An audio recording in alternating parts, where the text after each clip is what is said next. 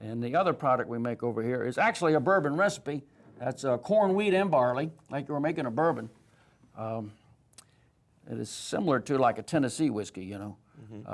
Well, I think in Tennessee they use some other kinds of woods, but what we do is, on a farm, you put the whiskey right at the still into a big vat, and we take the oak barrels and cut them up in little blocks, little pieces, and soak the barrel in the whiskey. So we got it a little backwards.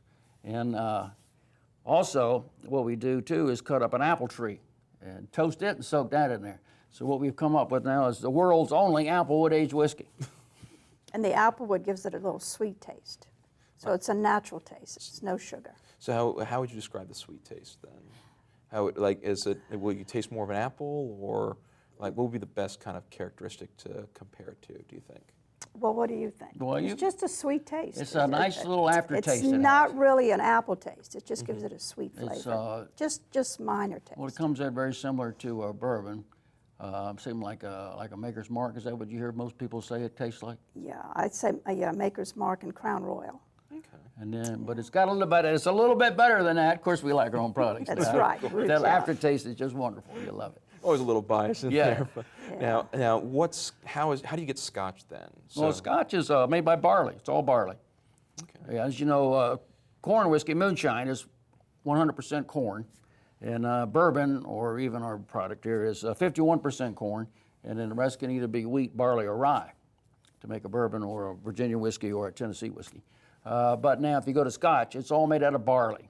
They use all barley, and most of it's all malted barley. And of course what gives it that funny taste, you know, is they use smoke, this peat, to dry the malted barley, and that gets on the malt. And then when they make the mash, that smoke doesn't leave it. It comes over with the whiskey. Oh. It gives it a little a lot of folks like that taste, you know. That's different. I never realized how that would work. Now, we have one bottle that's clear and one bottle that's amber. Now, as you said, you put wood in there, and that will go ahead and change it. Now, how long must the whiskey be soaked in wood in order to change it from very clear to an amber, like here on the table? Okay, well, like I mentioned earlier, Grandpa, this is kind of an off-take of Grandpa's recipe. What he used to do after he made the whiskey, and he put the oak barrel chips in the whiskey, it only takes like 2 days, and the whiskey is turned brown. And so he was able to sell it as aged whiskey and get a premium for it. But today, not only do we actually add Applewood, but we also age it for 2 years in our barrel room. Okay. Now, do you know the story as to why aging became important to the whiskey trade? Or because from what I've heard, there's multiple tales, but I don't know if there's one definitive story behind it. Well, the only story that I know is a fellow that lived in Orange County. His name was Elijah Craig. He was a preacher. He used to make barrels for the whiskey industry, but one day his warehouse caught on fire. And he went ahead and sold them his good barrels anyway. Of course, the barrels were burnt and charred on the inside, and it made a really nice, wonderful whiskey. But the congregation in Orange County, Virginia, did not like the idea that a preacher was involved with whiskey. So he packed up everything he owned and moved to Kentucky, and that's how it all got started. Well, that's always a very unique story to hear, and so you know, it's always amazing to think about how easy it's. Sometimes when you just kind of read the process, it seems very easy. Now, how would you describe the whiskey making process? Is it very simple? Is it difficult? Very labor intensive? Very laid back? How would you describe the process of making whiskey? Jeanette, what do you think? It's very labor intensive. You have to watch your temperatures, your gauges all the time. Right. It takes all day for him to cook and all day to distill. And so it's a 2-day process then for right now to make whiskey. Well, I guess I can get involved. Go ahead, yeah, please. Yeah. Well, he starts off by cooking all day. It's a very long process. And then he puts it in a fermenter tank. It ferments for 4 days. He distills on the 5th day, and it takes all day to distill. So he has to be very careful with all his gauges and temperatures and put ingredients in at certain stages. But he makes a very nice product. That's always good. Yeah. Now, since you talk about the fermenting and that, why don't we go ahead and just talk about the whiskey making process itself? Now I know you're not going to share your recipe, and that's perfectly fine, but in broad terms, and I'm right now in my head I'm kind of comparing what happens in Mount Vernon and how it's been explained from an 18th century perspective, but how would you walk through the process of doing it? Well, I can kind of give you some little steps here, you know, but you just talk about whiskey making in general and also about how we make our corn whiskey. What you need to start with is some malted corn. Of course, people would ask how you do that. You spread some corn out on the floor. We use the floor of the grain tank, wet it down with a hose.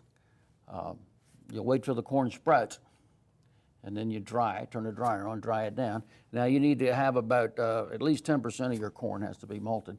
You'll take that dry corn, mix it back in with the good corn, and grind it up to like a meal. Once you've got your corn all ground up, now you can put it inside the cooker. And that's of course we make our whiskey in like 2,000 gallon batches at a time.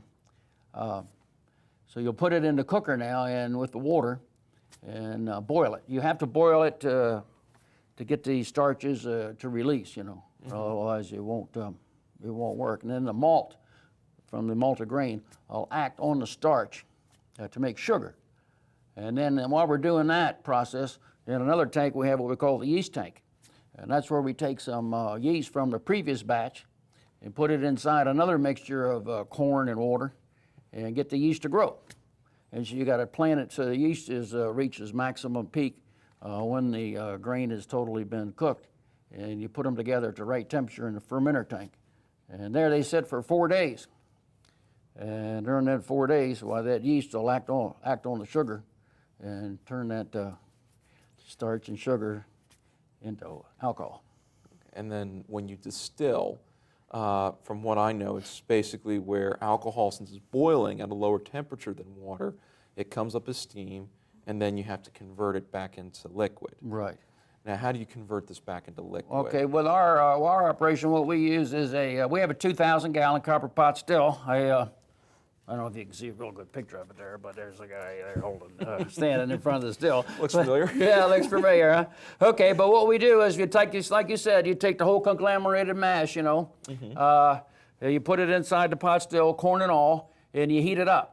Everybody knows water boils at 212 degrees, but what they don't teach in school anymore is alcohol boils at 173. So what you got to do is get the temperature of that pot still up to about 180. And then in theory, the alcohol will boil out. You'll be left with water behind, but not a perfect world. So what we do, we take the alcohol over to another tank, which is called a doubler. Back in the old days, they called it a thump keg. You might have heard that terminology. I've heard it. Yeah, okay. Well, what happens there is the steam alcohol coming over condenses. Once it condenses, then just the heat of the steam coming over, well, now we'll get that condensate to boil again. Now this time there's not as much water around. The temperature's a lot more uniform. So now you're going to get whiskey coming out about 150 proof. And it'll come on out of there. And then it goes through the condenser. That's a big tank full of cold water with a 2-inch copper coil in it. And that'll turn it back into a liquid. And then I know you have some familiar a little bit with whiskey, but there's like a stand where the whiskey comes through and gets graded. We have a hydrometer floats in there. And you have what they call the heads and the tails, which you don't drink those. They get separated. First the heads get separated out, and then you go to the main run where you'll collect about 250 gallons of 150 proof whiskey from one run. And then once the tails start flowing, you can see the hydrometer. Once hydrometer starts to drop, you don't have high proof alcohol anymore. You put it in another tank, and then you actually take your good whiskey and actually run it back through the still and distill it again.